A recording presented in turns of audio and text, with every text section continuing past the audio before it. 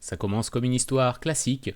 Un homme rencontre une femme en ligne. Elle est charmante, attentionnée, toujours dispo. Ils discutent beaucoup, longtemps. Et un jour, elle le dépouille de 20 millions de dollars. Non, là vraiment, un truc comme ça, il faut qu'on en parle. Il y a beaucoup de choses à dire et à comprendre au travers de cette histoire qui, évidemment pour la victime, est dramatique, mais qui nous en apprend beaucoup sur l'éducation financière. Salut et bienvenue, je m'appelle Benjamin Voris. Sur cette chaîne, on parle de finances personnelles et on parle d'investissement. Si le contenu que je vous partage vous plaît, pensez à vous abonner, c'est vraiment un super moyen que vous avez de soutenir mon travail et moi, ça m'encourage tous les jours à produire des nouvelles vidéos. Alors franchement, 20 millions de dollars, ça commence à être une sacrée somme pour une arnaque. Alors qu'est-ce qui s'est passé? Surtout on va voir, est-ce que c'est vraiment la faute du banquier? Donc on a un homme qui pense vivre une histoire d'amour par internet. Cet homme c'est Michael et il s'est retrouvé dans une arnaque. Alors apparemment c'est des trucs assez connus, ça s'appelle le pig butchering, donc littéralement l'engraissage du cochon. Le principe c'est quoi? C'est que on vous séduit, on gagne votre confiance et une fois que vous êtes émotionnellement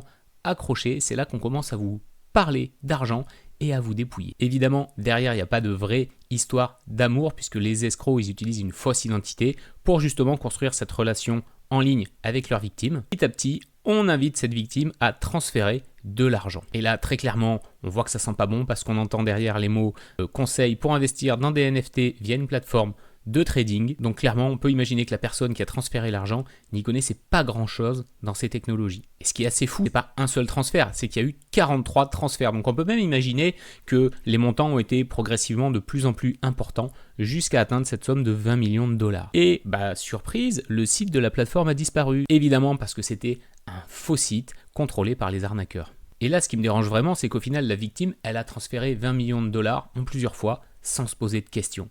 Et aujourd'hui, il attaque sa banque en justice et lui reproche de ne pas avoir bloqué les transferts. Mais on va être franc, quand on envoie 20 millions à une petite amie rencontrée en ligne, qu'il n'a sans doute du coup jamais vue, est-ce que c'est vraiment à la banque de vous sauver? Non, je pense que la première chose à faire, c'est de vous sauver vous-même. Et c'est ça le vrai sujet. Oui, les vilains escrocs, ils existent, il y en aura toujours, mais aussi et surtout, c'est notre manque de recul, de repères et d'éducation qui vous met dans la nasse. Parce que quand on parle d'éducation financière, quand on ne comprend pas comment fonctionne un placement, qu'on croit à un rendement garanti ou qu'on pense qu'une relation virtuelle suffit à justifier des millions de dollars de transfert, là c'est pas de la naïveté, c'est de l'inconscience. Alors je dis pas ça pour juger, je dis ça vraiment pour vous réveiller.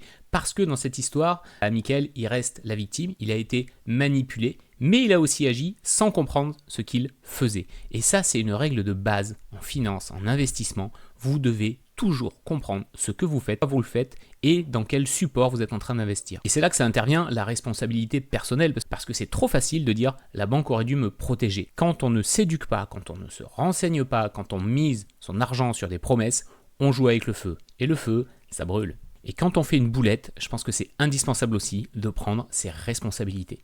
Moi, je vous en parlerai, j'ai fait des mauvais investissements parce que justement, je ne me suis pas assez renseigné. Alors, c'était pas des arnaques, mais ça correspondait pas à mes objectifs à l'époque. D'ailleurs, c'était des objectifs qui n'avaient même pas été posés, donc c'était compliqué d'avoir une stratégie adaptée. Mais j'ai fait des placements qui n'étaient pas les bons placements pour moi à ce moment-là.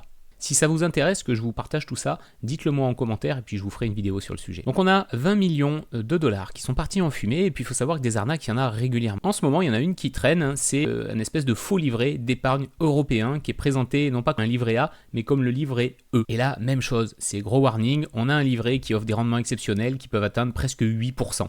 Quand on sait qu'un livret A aujourd'hui, il est à peine à 2,4%, quand vous voyez des choses comme ça doit faire tilt. Surtout sur un produit d'épargne type livret. Sur du livret, il n'y a pas de produit qui propose des choses comme ça n'existe pas. Ça n'existe pas des livrets qui garantissent presque 8% de rendement. Et c'est toujours pareil, dès qu'on commence à creuser, qu'on voit qu'il y a des rendements un petit peu trop beaux pour être vrais, c'est sans doute que c'est trop beau pour être vrai. Et c'est important de s'éduquer et d'arriver à détecter des choses. Si on va sur le site, c'est ce qu'ils expliquent ici, en fait, on voit qu'il n'y a pas de mention légale, il y a du plagiat de contenu, donc on est sur de la bonne grosse arnaque encore une fois. Et parfois on joue aussi sur les mots. Là, visiblement, il y a un produit d'épargne européen qui est en cours de création. Donc on peut imaginer que les arnaqueurs ont essayé de damer un petit peu le pion de ce produit-là, de se positionner en amont et d'essayer d'aller récolter un maximum de fric pour arnaquer les épargnants. Alors qu'est-ce que vous pouvez faire en cas de doute? Déjà, allez creuser sur internet, chercher des avis indépendants, tapez le nom du site plus arnaque ou avis. En général, ça vous ressort assez rapidement les bons résultats. Les escroqueries, elles laissent toujours des traces. Vérifiez aussi l'autorité du site. Voilà, est-ce que c'est un organisme reconnu? Est-ce que le site commence bien par un HTTPS qui garantit à minima qui est un certificat sécurisé. Vérifiez les adresses email très souvent. Les adresses email, c'est des adresses bidons en Yahoo, en Gmail ou en des trucs encore plus exotiques, mais c'est rarement des vraies adresses mail sérieuses. Vous pouvez aussi consulter les registres officiels comme l'AMF en France qui va publier une liste noire des sites frauduleux. Et juste un petit coup d'œil, des fois, ça peut éviter une catastrophe.